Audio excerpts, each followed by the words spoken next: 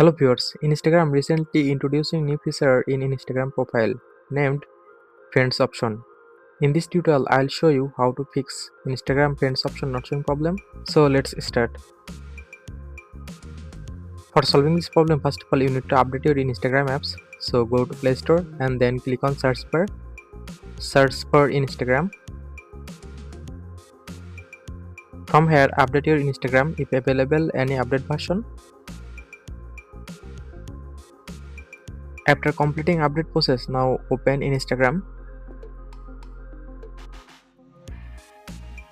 Go to your Instagram profile. Tap on 3-line icon. Now scroll down and find help option. Now go to help option. Tap on report a problem. Again tap on report problem. Tap on include and continue. Here describe your issue in details. After describing your issue, now send your report.